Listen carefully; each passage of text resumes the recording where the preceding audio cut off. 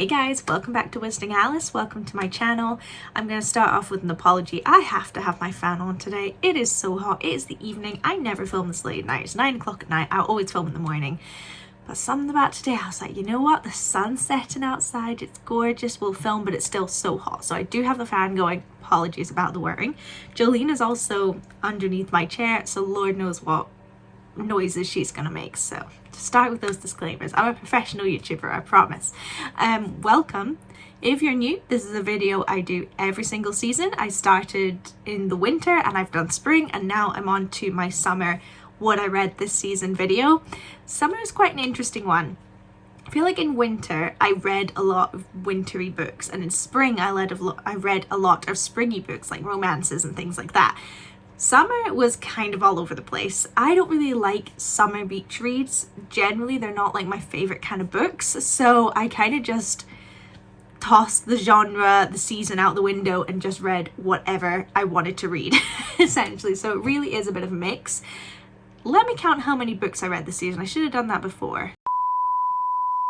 I read 16 books this season, which I feel like is a little bit less than what I've read before. I don't know, I might be wrong. I can't remember how many I read in winter and in spring, but I don't know, it doesn't look as much as it has done in previous seasons. But anyway, I'm going to stop waffling. Let's go through all the books I read and what I thought about them, and we will of course start with my rereads. So of course, you guys know I was finishing my reread of Harry Potter. Started in January, I think, and it's taken me this freaking long to finish it. That I think it was June that I finished Harry Potter and the Deathly Hallows. So it's taken me a while, but I got there. But I'm kind of glad to take a little break from it. I'll reread it again next year, as I always do, but I am glad to have a good 6 months before I start on it again. Harry Potter and the Deathly Hallows, I mean, it's a classic. It's a really, really good end to this series. You can't really fault it. The first half, I say you can't really fault it. The first half is pretty dull. You're kind of reading it to get to the second half. And that kind of goes for the films as well. Part 1 was really dull, part 2 was really good, I thought anyway. So I don't really have a whole lot to say. I mean, most people kind of know, even if you haven't read Harry Potter, like what each book's about, which ones tend to be seen as better than others. But I'm glad I read it. It was a good time reading it, and I always enjoy the ending. The other reread was Casey McQuiston's Red, White and Royal Blue. I read this for the first time this year, actually, I think, or it might have been it was last year, because I'd read it not long before they announced the film, so it definitely wasn't this year, it was last year. And it's one of my favourite books of all time. It is cheesy, it's nonsense. It's not the best book in the world, but I just love it. If you don't know, it's about the Prince of England and the son of the President of the United States, and they end up falling in love, is essentially the gist of it. And it's just so sweet, and it's funny, and it's just, I don't know, it's just really good. And you're reading it and you're never going to feel like sad or depressed. It's like, it's all even the drama, like it's all fairly light-hearted. Maybe that's just coming from my point of view, though. Maybe if you are a gay man reading this, perhaps you feel differently. I feel a bit ignorant saying that, but when I read it, I just get lots of nice warm feelings reading it, and I just have a really good time. So I'm glad I reread it. I felt the exact same way reading it for the second time as I did the first time, so my love for it has not dissipated. If anything, it has strengthened. And I love the film as well, even though the film's made with like a £2 budget. I still love it. Right, those are my rereads. I'm just going to go through everything I read. It's not in any particular order. It's in the order of my pile of books here. So whichever one's easiest to grab is what I'm going to pick first. And that is Mary Shelley's Frankenstein. You guys know last season I read Dracula for the first time. It was the first time reading a kind of horror classic, and I loved it. Dracula is definitely up there as one of my favorite books of all time. So I was like, you know what? Let's keep these good vibes going. Let's read Frankenstein next. And I have kind of mixed feelings about it. I liked it. It's a really good book. I can see why it's a classic. I think at the time it would have really scared people. Obviously written by a woman. Always going to represent that, especially in the time that she was writing it. I believe there was kind of a prologue that I sort of half read to this book. I believe when it originally came out, she put it under her husband's name, and it's only in more recent years that it got put as her name, because she was the one who wrote it. It's so hard to say. I think reading this right after reading Dracula was not the right move, because I just thought Dracula was 10 billion times better than this. Not that they can be compared in any way, you know, it's a shame that the sort of horror classics are compared to each other, but it's just not as good.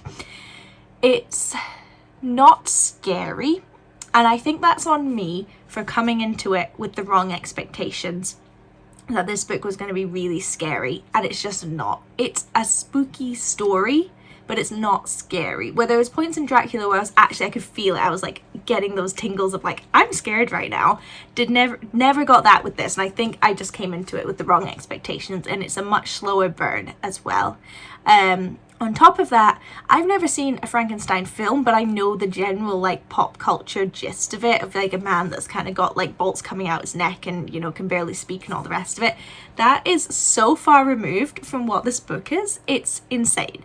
Like Frankenstein's monster, I should say, before I get any comments, is like a articulate man. He's supposed to be really grotesque and horrible to look at, but like his English is better than mine. Like, he has very good English. He is very smart. He has consciousness. He knows exactly what he wants.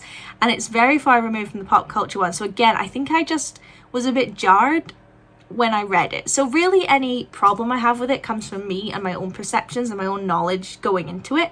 It is a very, very good book. I could definitely see me rereading it at some point. It just wasn't as amazing as Dracula. And it's a shame to be comparing them, but I guess that's what I'm doing.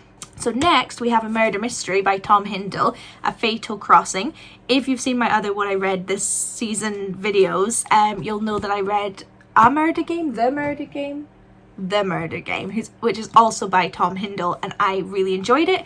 It didn't break the mold of what a murder mystery was, but I had a good time with it, you know. So this is actually the book he wrote before that, A Fatal Crossing, and it's like a classic 1920s murder mystery on a cruise ship heading to America. And I thought, you know what, that sounds cozy, it sounds fun. I enjoyed his first one. I can't really say I enjoyed this, to be honest. It was fine. I'm not gonna say to someone, oh, definitely don't read this if they're thinking of reading it. It does what it says on the tin. It's a murder mystery. I do think it got a bit too convoluted in its quest to make you not be able to guess who done it. Do you know what I mean? Too many characters, I think, got introduced, and there was a point like halfway through where I was just like, I've completely lost track of who's related to who and where everyone was. So when the conclusion did come about, I was just a bit like, okay, like I was never going to get that anyway. I will say though, upon reflection, kind of reading into it a bit more, I do think it has a very satisfying, very cool ending. It's a good twist, I will give you that. Hopefully that's not a spoiler. But I just didn't really enjoy reading it until that very end point. It was just a bit slow, and yeah, I think it could have been like half the size and been a lot better. Again, you've got so all my books have got like sun exposure, no sun exposure because of the lid of the shelf. Sorry for any book purists out there who like to keep them perfectly clean. I break the spines as well, I'm so sorry. But yeah, I'd say if you enjoy a good classic murder mystery, this is certainly that. And the ending is a good payoff, but I did find it hard to get to that ending, I think is kind of how I'll put it. Okay, the next one I'm going to review I actually don't have because I've lent it to someone else who wants to read it, but it was All Quiet on the Western Front. If you guys remember, I thought I bought All Quiet on the Western Front a couple of seasons ago, and it was like a little description book rather than the full book, so I actually got the full book and I've read it and I really enjoyed it. You can tell why it's a classic.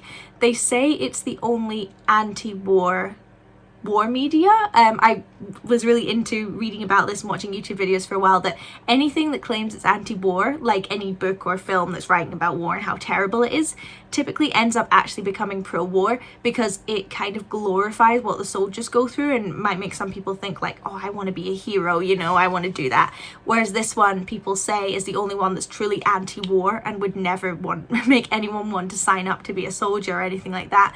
And you know, I don't know the nuances of that. I'm just repeating what I've read online.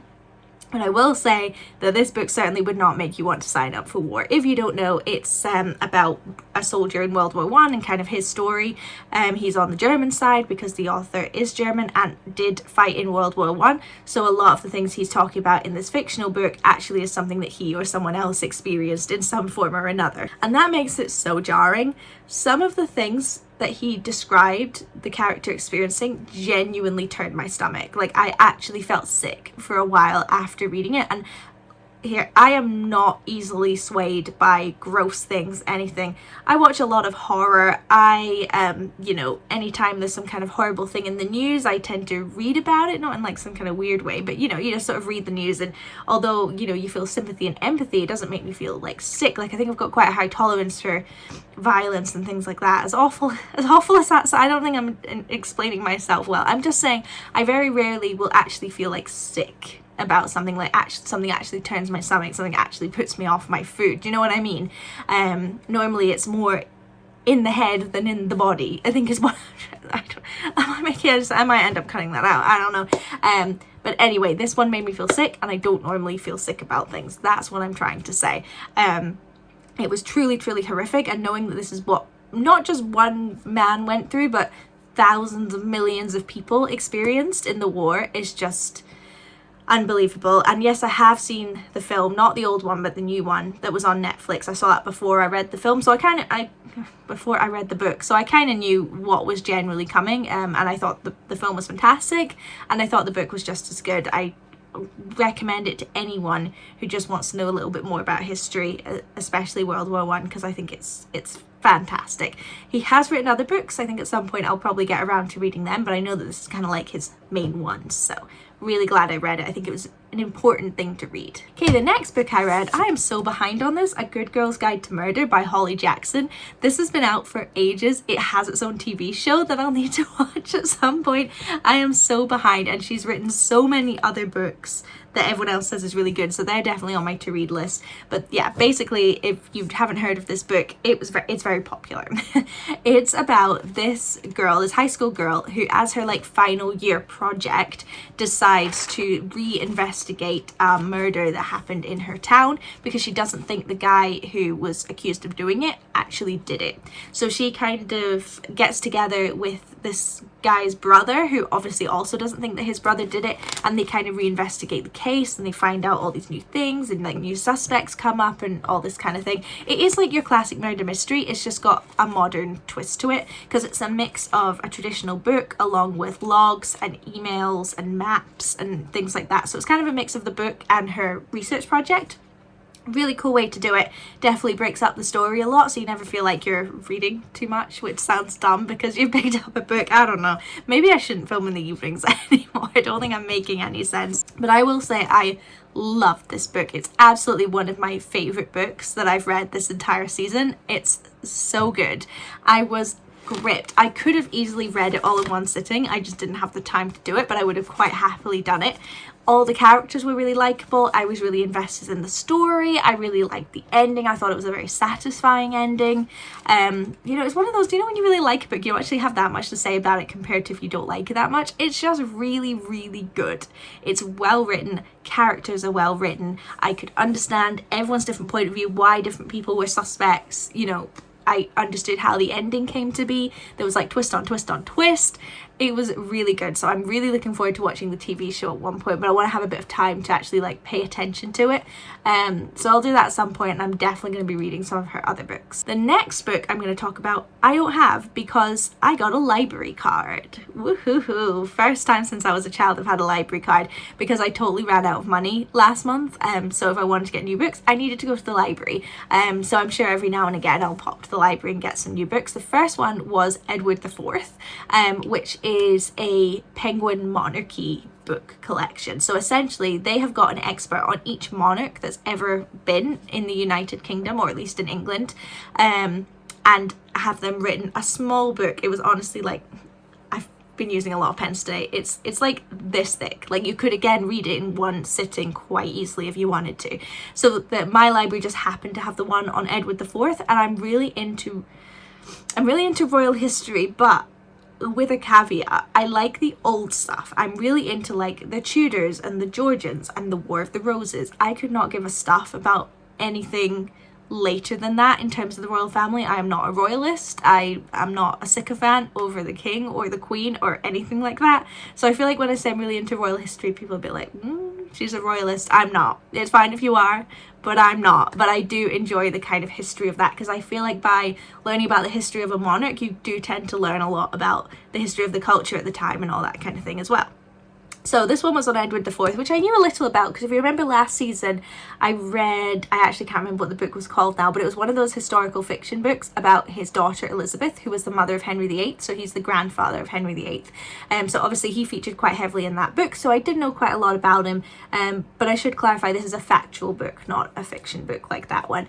And it was really interesting. Again, it was like 6 chapters, super short, but it gave you all the information you need to know, so I feel really clued up on him. So I'm really excited to read some of the others in that series and sort of see how everyone's connected. And again, it's just a really easy, quick way to learn a lot of history in one go, but in an engaging way. It wasn't boring, it wasn't just like fact. I don't know, I just really enjoyed it, but I'm interested to see what the others in the series are like, because as I say, they're all written by a different author, because everyone's obviously a specialist and a different person. So it'll be really interesting to see if I feel the same way, or if it was just this author I really resonated with. But I did really enjoy it, and it was nice to learn about a monarch I didn't know a huge amount about, like Henry VIII. I know loads about Henry VIII. You know, Mary, Queen of Scots. I mean, they won't have one on her because she's Scottish. I can't think of anyone now. Elizabeth I, Lady Jane Grey, if they've got one on her, I'm not too sure. Richard III, you know, I know quite a lot about them, but not so much about this guy. So it's just a really interesting book to read. And the second library book, while I'm on it, a book I don't have, is An Appointment with Death, which is a Hercule Poirot mystery by Agatha Christie. My very first Agatha Christie book, so I was very excited. I'd been reading so much murder mysteries, so I was like, you know, let's try a classic. So again, I saw that in the library, I was like, why not? I think it's like the 15th Poirot book, so it was kind of a weird one to start with, but it was there. It was the only Agatha Christie book they had, so I was like, you know what, I'll give it a go. And again, I really enjoyed it. I'm definitely going to read the whole Poirot series. I have watched the 2 films as well, though I think they're a bit boring. Sorry. But it was just really good fun, and you can see how she managed to churn out so many books, because what's a nice way to say this? I don't think there was like, it wasn't like a Fatal Crossing, where I feel like Tom Hindle like really like sewed in clues here and there and really like, you know, laid down the groundwork. It was like that big. It was like a quarter of this book, if that. Again, very readable in a day. Each chapter was only about a page or 2 long. The characters weren't crazy detailed. The plot wasn't that thick. It was quite easy to go along. I didn't predict the ending, but I wasn't trying to predict the ending at the same time. With murder mysteries, I like to just sort of enjoy the ride rather than think like, oh, it was this person, this person, this person. Maybe it's having done a criminology degree, I'm like, I just want to have some light fun, you know. But yeah, it was very light-hearted, very easy to read, but you know what, you could tell it wasn't trying to be anything more than that. So I didn't mind. It's when books you think they're giving this massive point or this crazy thing to the world, when actually it's just not really giving much. This wasn't like that at all. Am I making any sense? Oh gosh, I don't know. But it was good fun. I enjoyed the story. It had a good plot. You know, it just sort of went through all the motions of the plot, and I enjoyed it. It gave me something to read. I looked forward to reading it. It was good fun. You know, there were funny parts in it as well. So I'm really looking forward to reading more, because I think they're going to be very easy to read, something I can just pick up and quickly read a couple chapters if I've got a bit of time. It was nice, it was pleasant, so I can certainly see why these books still do well today. You know, they're pretty accessible, I'd say, for most people to read and understand and have a good time with, so I enjoyed it. Okay, back to books I actually have. I read Wuthering Heights for my sins. I got this book for my birthday, which was at the end of June, just started reading it straight away. I have very conflicting feelings about this book. If you don't know, it's by Emily Bronte, first of all, and it's about this guy, Heathcliff, who lives in like the Yorkshire moors. All the Bronte books are set in Yorkshire, or there or thereabouts, and it's basically about him and this woman, Kathy, that he's in love with and kind of goes mad over time. It's designed to be, and is very successfully, a very bleak, dark book. There's not a lot of humor, there's not a lot of lightheartedness or fun. It's all doom and gloom and depression, which I knew going into it, but I think I was just a bit surprised at how awful all the characters are. And I mean, they're very well written, I don't mean like that, I just mean everyone in it is a terrible person. They all have awful motives for doing everything. They are so nasty to people. Again, this was a book, I'd say this was a much scarier book than Frankenstein, because it showed just like the depravity of what people who just don't care can do. It's just, oh, it was truly awful. Like the way they treat children in this book, animals, all of it. It's just disgusting. And they're never like held to account for their behavior. This is just how everyone in this book behaves. And I was reading a bit on it afterwards, and people see Heathcliff as like this really romantic character because of how crazy he gets, basically how depressed he becomes because of his love for this woman. But I just see it as him just becoming an ass. Like, he was awful, honestly, such a scary guy. But maybe in movie adaptations, which I've never seen, it's kind of played a little bit differently, or maybe it's just how I interpreted the book, and you know, it's not the way most people interpreted it, which is totally valid. I'm no, you know, literary insert word here. I'm not an expert is what I'm trying to say. So would I say I enjoyed this book? No, I did not enjoy it. It turned my stomach. I felt scared, which is kind of, you know, what I wanted, but I like that from books clearly, but I just wasn't expecting it from this one. And it is very depressing, which I did know it would be. That being said, it's very well written. I think achieves what it's trying to achieve. It's an expertly written book. It just flows so well. You completely understand every character and their background, and you know why they're doing the things they're doing. The things they're doing are just terrible. They just go to the extreme end of everything. So would I say this was a very good book? Absolutely. Would I recommend it to people? 100%. Can totally see why it's a classic. I don't think I'll ever read it again.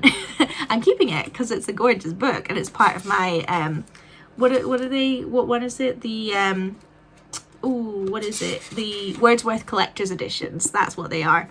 But I'm never opening this book again.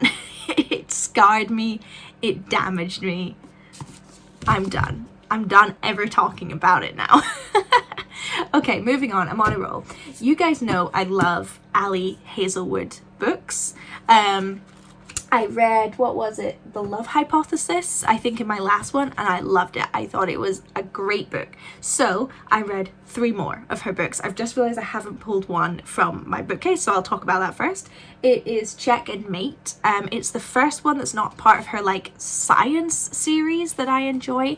It's a younger age demographic, that book. These ones are more university and above. That one's definitely aimed at high school students, and she's in high school. And it's about this girl who has a tough home life, and to try and help her family, reluctantly becomes a professional chess player because she's really good at chess, and she kind of has a frenemies situation with a competing chess player, and of course they fall in love and all the rest of it.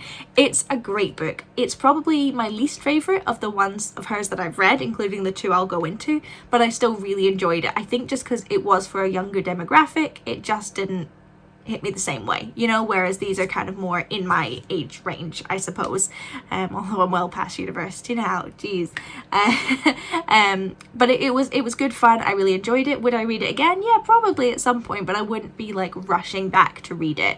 But it was good fun, but I'm not as excited to talk about that as I am the other 2. So I can't remember which one I read first, but Love Theoretically, I do kind of get them all confused because all the names of the books are so similar. Oh, yes. Okay. So this is I remember what this one is now compared to the other one. This one is my favorite one that Ali Hazelwood's done. 100%. Love Theoretically. It's great. It's about this woman who is trying to get this job, this like university tenure job, which she really wants. It means she could do all the research she wanted to do, all the rest of it. But at the moment, while she's going through this like laborious interview process for it, she actually works as like a hire girlfriend. So if you need someone for like an event or something like that, you want your family to think you have a girlfriend, you can hire her and she'll do that to kind of make ends meet, right? So she's doing that, and it turns out that the guy who's on the interview panel for her interview is the brother of the boy that she is secretly dating. It's kind of complicated, it's not really, but and so he is like trying to sabotage her getting this job because he thinks that she's like lying to his brother about her job and all this kind of thing, but of course they eventually fall in love. Spoiler, that was such a goofy laugh. Spoiler alert, that happens with all Ali Hazelwood's books. But this one was my favourite. I like the characters the most. I liked the chemistry between the characters the most. I liked the situation the most. It was just a lot of fun. I liked the sort of trope of like misunderstanding kind of things. You know, you overhear something but you don't get the context of it right, that kind of thing. I enjoy that in the romance books. So this was definitely my favorite. If you were going to read one of her books, I would choose this one. It's really good. That being said, good segue, except it's at the bottom of my pile. This one was also great. Love on the Brain is probably my second favorite. Hold on, I'm rereading it just to make sure, because all three are quite similar books. Yes, okay. Love on the Brain. This one's really, really good. So it's about this woman who gets a job working for NASA, but in order to do it, she has to work with the guy who's head of another department. And again, they don't get on. You know, she thinks he really hates her because they went to university together and he wasn't very nice to her. But it turns out he's actually been like helping her behind the scenes, all the rest of it, and they fall in love. It's a really, really good book. I'm really not explaining these books all that great. They sound very basic, and I suppose they are in a way, but there is more nuance to it, and I really do like the science setting of them all as well. I do think they have really strong female characters in them, which is always a plus. And this was really good fun. I just read it not long after reading this one, which is far and away my favourite, Love Theoretically. So in comparison, I was like, yeah, it's fine. But actually looking back on it, it's a really, really good book. I just love Theoretically. That's definitely going to be a top 10 book for me, whereas this one maybe not so much, but it was still really, really good and I had a really fun time reading it. Okay, well, we may as well stick with the romance, I suppose. I read You and Me on Vacation by Emily Henry. Do you remember when I said I didn't really enjoy summer beach reads right at the beginning of the video? I don't really like summer beach reads. Yeah, I didn't really enjoy this. I thought I'd give it a chance because I was enjoying the sort of romance genre. Everyone loves Emily Henry. Everyone said really good things about this book, and I can see why. I just didn't enjoy it. It's basically about these two friends, male, female, who go on vacation together because she's like a travel journalist. So she gets to go in all these places, and he always comes with her as her plus one. Spoiler alert, they fall in love at the end. And it's kind of like the through line is this current vacation that they're going on, but every like second chapter is like their vacation from 10 years ago, 9 years ago, 8 years ago, that kind of thing, to kind of show how their relationships developed and gone up and down over the years. Really cool concept. I can see why people would really like this book. I just find it kind of boring, I'm not gonna lie to you. And again, I couldn't say exactly why, but I just wasn't that interested, and I just didn't really enjoy either character or find their chemistry all that great. The only thing I thought I had going for it was the format of how it was done with the flashbacks and things like that. But yeah, I just didn't particularly like either character, didn't really care what happened to them, and I just found a lot of their holidays throughout the years quite similar to each other, and I don't know, it didn't enthrall me. It's not bad, I just didn't love it. But so far, out of all the books we've discussed, I think this is the only one I'm not going to keep. Like, I just know there's no chance of me ever rereading it. So I'll donate it to a charity shop or a library or something like that. But yeah, it's just not for me. I'm thinking I might donate it to the library because I went to my local library, obviously, for the first time not too long ago. And the selection was so bad. I don't think there was a book published past 1980 in there. So I might help them add to their modern collection a little bit, make someone else happy. Okay, next is a surprising one. This was just lying about my house, The Lion, the Witch and the Wardrobe by C.S. Lewis, and it's so small. I saw it. I have actually read it as a child, but like when I was like 8 or something. It was so small, I was like, you know what, I could power through that in a day. It took me longer than a day because I stopped and stuff, but I was like, you know what, I'll just randomly give it a read, why not? And I really enjoyed it. It's a weird story, you know, like when you're used to the film and they kind of like modernize it a bit and get rid of some of the weird like 1940s stuff. I don't actually know when this first came out. 1959. You know, and it just makes it a bit modern. Yeah, this is, I don't know what else to say about this book, but it's weird. I enjoyed it. Obviously, it's high fantasy, the concept's weird, but even within that, it's just weird. And the plot goes so quick. Maybe I'm just not used to reading children's books anymore, but the plot flies, which I love. I am more than happy to have a short, amazing book that you want more of than a super long book that you just wish would hurry up and finish, right? Spoiler alert, I'm reading Crime and Punishment at the moment. That's all I'm saying. But it was a lot of fun, and I've actually bought the whole set. I'm just going to read the whole thing because each book is only about this long, so, you know, it's not taking much out of my day. I enjoy it. I spend most of the time going, what the hell is going on? What am I reading? This is some kind of like acid trip experience, but it's good fun. So yeah, this is the first one I've read. It is technically a reread, but from so long ago I didn't remember it at all, so it was fun. I enjoyed it. I mean, it's that short, why not? Give it a read, you know? Okay, next, I don't know why I didn't put that one on my pile. It's kind of teetering a little bit, I might die.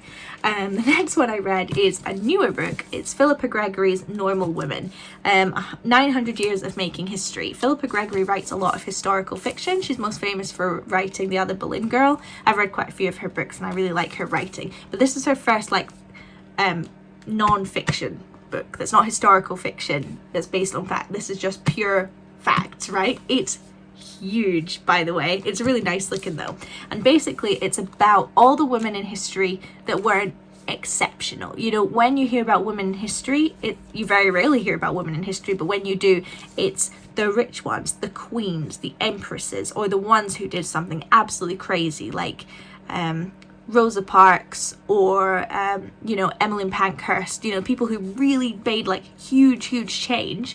And she's basically saying in this book there were women who were driving change, but were like the peasants, or just your depending on when in history you are, the everyday woman who is never going to be written about, but, you know, was doing amazing things and was living her life, and they're just never mentioned in any history books ever. It's like they just never existed, right? So that's basically what this book is about.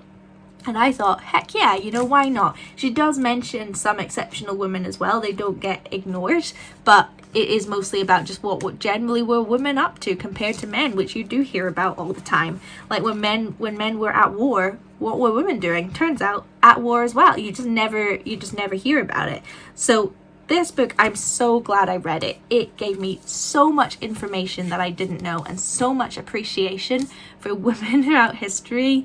My ancestors, this would have been, because this is very British focused, so it would have been my ancestors, what they were doing. It starts, when is the first year? Because it kind of goes in like chunks of time. Well, here we go.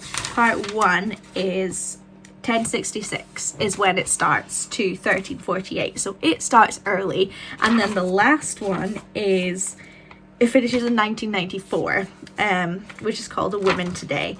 And I have to say, the first couple, Doomsday and Women Rising and Women at War, which ends in 1485, 100% my favorite. And maybe that's just because I knew so little, but it really like changed my views on, you know, what women were doing at the time, which was way more than you'd think. And a lot of like, it really sows the seeds for how I'm talking way more about this book than other books. It's just so interesting about how sexism was there, sowing the seeds for how sexism exists today. So for example, women used to sew things. That was like a big part of their job. That's how they earned money. That's kind of how they spent their day. And it was used during certain amount of needles that they could just walk around. So they'd be doing it, but they'd also be in town, so they'd get to know all the people that were in town, the current events, they'd gain lots of knowledge, they'd become like important social people in the town, right? But then the spinning wheel was invented, and they kind of had to use the spinning wheel because it was so much quicker, so much more efficient. If other women were using the spinning wheel and they weren't, then they were just going to get completely outdone, right? They could do the work faster and cheaper. So they all had to turn to the spinning wheel. But the thing about the spinning wheel is you can't move it. It's stuck in the house. So all of a sudden women became these like hidden creatures, essentially. They weren't getting all the knowledge and events of what was going on. So they weren't able to keep up with conversations. They were no longer notable figures around town that you'd get to talk to people and see what was going on and find out about them. They were completely stuck in the house. And that is just one of many things that kind of sowed the seeds for women sort of becoming these hidden people, which is a big part of what this book is about, that just are completely erased from history because they got stuck in the house. And there's a lot of talk as well about how women, for many times in history, were working 2 jobs at once, and still are, to be honest with you, working a job but also expected to do a full-time job in keeping up the house and the children and all the rest of it. And as someone who's a big feminist, this was just music to my ears reading this, and I think it's a very, very important read for anyone, men and women, to read this book. That being said, it's very repetitive. And I know you can't really help history, but for example, for each section, each sort of part of history she's segmented them into, there's all the same themes. So war, sexuality, fashion, politics, I don't, you know, that kind of thing, all the sort of main keystones of society, right? And a lot of the chapters, it's the exact same, and the information's just repeated over and over again. And they could, I mean, this book is huge. It could certainly do with some editing. There's pictures in there as well, which is nice, but there's one section, I can't remember which, and I totally get what she was going for, and it was about women who are killed by their partners or by a man generally, right? And there's a certain year she picks, like 2019, I've got it here, and she writes down every single woman that was killed by a man and how and all the rest of it in that year. Now, don't get me wrong, I see what she was going for. It's a lot, and it's gruesome, and I think all these people do deserve to be recognised. That being said, it is a lot of pages in an already long book, and I think there could just be a little bit of editing, like it could be put as an appendix, for example. And again, if one period of history, the politics, for example, was the same as the one before, it maybe doesn't need to be included in this chapter. So it does get very repetitive, and it is a hard slog to read the whole thing. That being said, it was great. I need to stop talking about this book. It wasn't even my favourite book, I just have the most to say about it. Okay, I've got 3 books left, in case you're wondering. The next one is The Hobbit. Hey, again, another high fantasy book. I'm not a fan of fantasy books. Fantasy and sci-fi are like the two that I don't even go near those sections in a library or a bookshop or whatever. But obviously I like Harry Potter. That's typically my one fantasy exception. Lion, the Witch and the Wardrobe I read because it was so short. The Hobbit, I don't know where this came from. I just decided I wanted to read it. I think I fell in love with the cover. It's so pretty. It's kind of torn up, but it's so pretty. But I was like, you know, you read all these lists of like 100 books you have to read before you die, and I don't put much stock in those, but The Hobbit and Lord of the Rings always appears, and I do like the Lord of the Rings films. Don't really like the Hobbit films, but I do like the Lord of the Rings films. So I was like, you know what? Let's start at the beginning and let's see if I can read the whole Lord of the Rings saga. So Hobbit was the first one. Spoiler alert, I think I will read the other Lord of the Rings books. The Hobbit, though, again, totally weird. I think it must be something about this time frame that these books were written, because I think this was written roughly about the same time. I'm trying to see if there's, I could just Google it, but I'm trying to see if it says somewhere when it was first made. There's a 5th edition. 1937, first published in 1937. Okay, so like 20 years off, but still, the olden days, right? It's just so weird. It just feels like whoever wrote it was on a million drugs and just wrote it all in one go. It was just like, okay, this is what I've got. It's fun. It's funny. I like the characters. I like the humor in it. It doesn't take itself too seriously. I like the world that's been created, but it's just so weird. I don't know. I just have a hard time sometimes being like, it doesn't explain why anything is the way it is. You're just supposed to assume that you've always known about, I've forgotten what the world is called. I read this way at the start of the season, guys. I'm just supposed to know about the Hobbiton and things like that. Like, of course this exists. Of course these things are this way. Of course you have a magician who just disappears and then reappears to save them and then goes away and then saves them again and then goes away and saves them again, which is literally the whole plot. But it's fun. I think I just had a hard time with it because I'm not used to this genre. I'm not a big fan of fantasy, but I did enjoy it. I will read the others. I felt like it was going over my head a little bit in terms of what you were supposed to get out of it, what you were supposed to enjoy, but I still appreciate it nonetheless. Okay, last 2 books, thank God, because this pile is going to collapse. Okay, let's do Emma. I have to say it like that with a really bad Australian accent. Emma. Okay, so this is my second, I forgot what it's called again, Wordsworth Classics collection, as well as Wuthering Heights. You can tell they've got kind of like the same cover. Oh my gosh, honestly, what? I can't speak today. I'm so sorry, guys. I'm trying my best. I'm really trying my best. So obviously I read Emma and Wuthering Heights out of this collection this season, and then I have also read Jane Eyre and Little Women, who have the same sort of covers as this, and I'm definitely going to read more for sure. I really enjoyed Emma. It was a surprise. It was like a sleeper hit for me. I thought I wouldn't mind it, but actually I really enjoyed it, and I had seen the film before and I didn't like the film all that much, but I really enjoyed this. I like Emma as a character because she seems quite modern, and this is obviously, I think, Georgian, and you know, she's rich and she's kind of snobby and all the rest of it, so you think I wouldn't like her that much, but I think she's great. When was this made? Again, I thought it might say, but it doesn't. Does it say here? No. But I know it was like a hell of a long time ago. It's by Jane Austen, by the way. I keep forgetting to say the author's names. I just assume you probably know. But she's so much fun, Emma. Like, I feel like she's really modern. And I think because, if you didn't know, Clueless is a modern adaptation of Emma. And I love Clueless and I love Cher. I just couldn't help, like, seeing that in Emma. And just, like, she's just so sassy. And, like, she just, like, gets involved in everyone else's business because she's bored. And just is, like, manipulates people because she's like, why the hell not? And obviously, I think if you knew her in real life, you wouldn't like her. But just reading about her, like, go girl. Like, what else are you gonna do in society, right? Women have nothing to do. You're rich, so you don't even need to work or anything. So why not just manipulate the hell out of everyone you know and then fall in love with a relative? Like, why not? Spoiler alert. But it was just a fun book. Again, it's long and nothing happened. I mean, nothing happens. It's a lot of going to dinner parties and like having long conversations about society and things like that. So sometimes it is hard to read. I can see a lot of people finding it hard to get through this book, but I just liked Emma so much. I was like, you go off, girl. I'm excited to see what you do next. To make it clear, if I knew her in real life, I would despise her. She's awful. She has really bad morals. She's so selfish. She only cares about herself. But it's kind of a slay, you know, especially like in this era of history. I'm like, go off. Like, why not? Go for it. I don't know.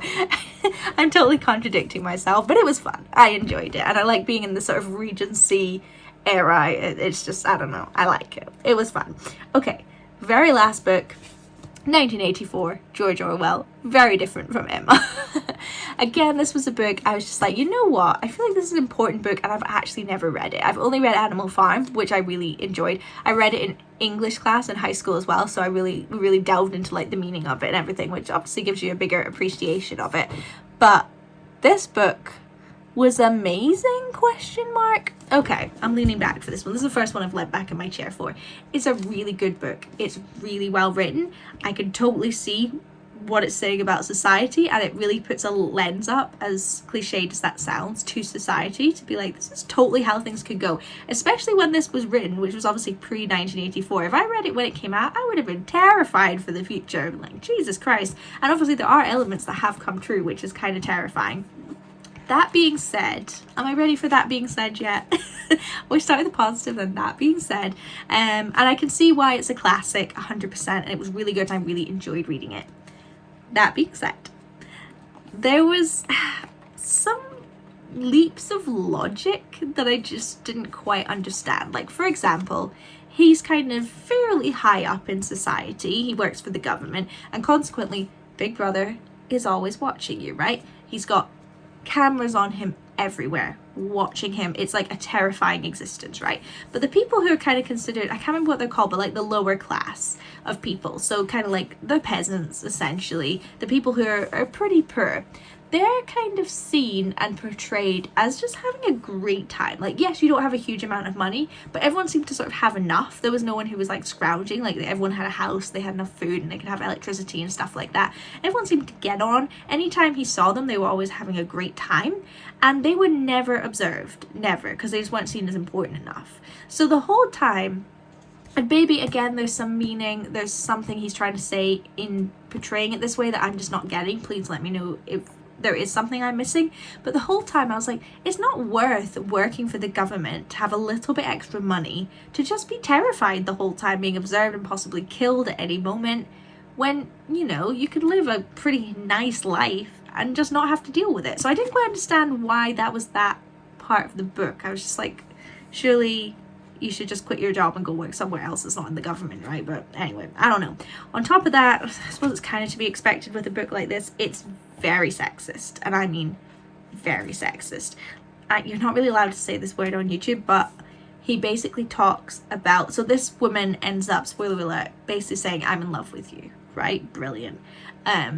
And he's basically like, thank God you said that, because if you didn't, I was going to have to R-word you. And to her, it's portrayed, she's like, how romantic, like he wanted me that bad. It's like, that's disgusting. This character is deplorable. He's disgusting, and he's definitely not written to be that way. Obviously he's written to be a flawed character, but there's some things that George Orwell's written that obviously he thinks makes him like a good guy, and now reading it you're just like, this guy is disgusting. And as a result, it makes you not that bothered about what happens to him. It's just like, sure, if you die, you die. Like, you know, obviously I wouldn't feel like that in real life, but you know what I mean with the book. I'm like over explaining myself tonight because I'm worried I'm not explaining myself properly. And there's just generally a lot of sexism in this book that it does kind of turn my stomach again. I said it for the third time, and it makes it hard to read. That being said, I get why it's a classic, and I get that it's saying some really important things and has obviously greatly influenced culture since it came out, which you have to commend. But I would say this amount of sexism kind of hindered my enjoyment of reading the book, is the gist of it. Oh well guys, I've been filming for about an hour, which is crazy for a series like this. Hope you enjoyed it. Hope you enjoyed chatting books with me as the sun went down. I've really enjoyed it.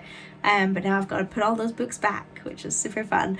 But yeah, obviously I will be back again with this series for my very first autumn, what I read this season, which is fun. Then we're back to winter, and I've been doing it for a full year, which is crazy.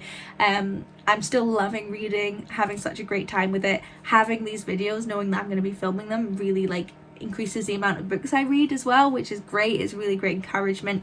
Feel free to talk books with me in the bottom. I also have a Goodreads as well, so if you want to, I don't like write reviews, I just put stars, but if you want to follow what I'm currently reading and things like that and kind of get a preview of what's going to be in the next video, then you can follow me there. But apart from that, I hope you enjoyed, and I will see you next week with a new video. Bye!